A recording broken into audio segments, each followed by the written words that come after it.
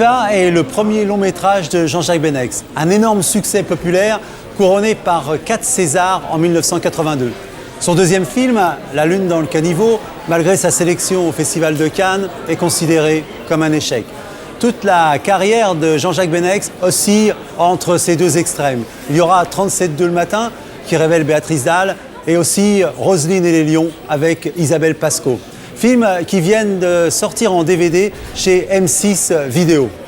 Jean-Jacques Benex publie ses mémoires aux éditions Fayard, Les Chantiers de la Gloire, un titre en forme d'hommage à l'œuvre de Stanley Kubrick à travers l'un de ses films les plus fameux, Les Sentiers de la Gloire en 1957 avec Kirk Douglas.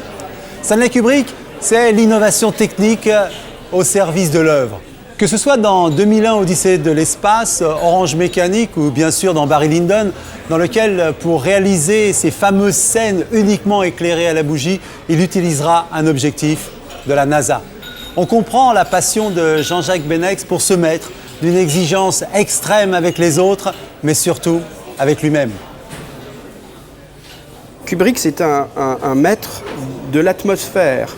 Si vous regardez Le Baiser du tueur ou L'Ultime Razzia, on est frappé par une maîtrise absolue de tous les champs de la discipline de la mise en scène. Une image, un rythme, une capacité à distendre le temps uniquement par la manière de filmer et d'accélérer ou de ralentir son récit, choix extraordinaire des acteurs. Pour moi, c'est quelqu'un qui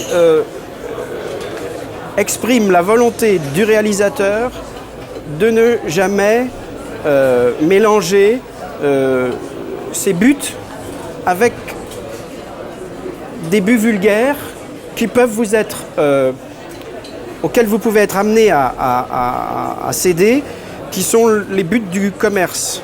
Par exemple, le soi-disant échec de Barry Lyndon, qui est tout à fait injustifié, parce que ce n'est pas un échec. C'est au contraire un film maîtrisé de A jusqu'à Z.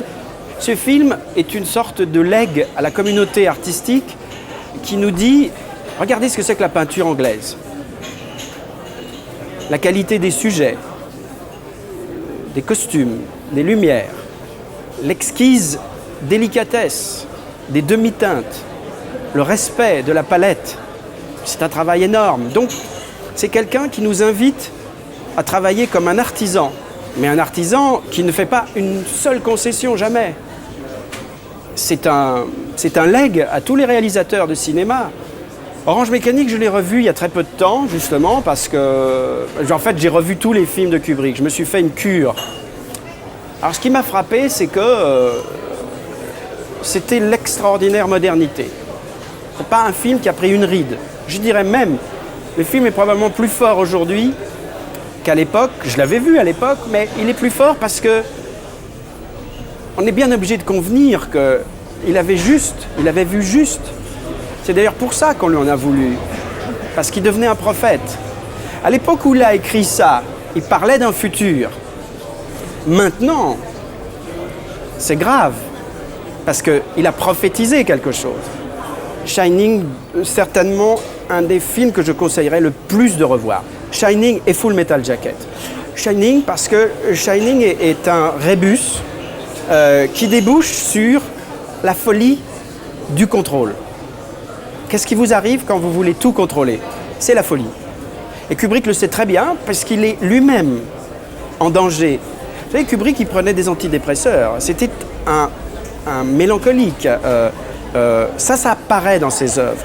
Mais ce que j'aime plus que tout chez Kubrick, c'est qu'en fait, j'ai le sentiment que cet homme-là, vous voyez, plus que tout, ce qu'il habite, c'est le doute. Le perfectionnisme n'est qu'une manière d'échapper au doute. Mais on n'y échappe pas.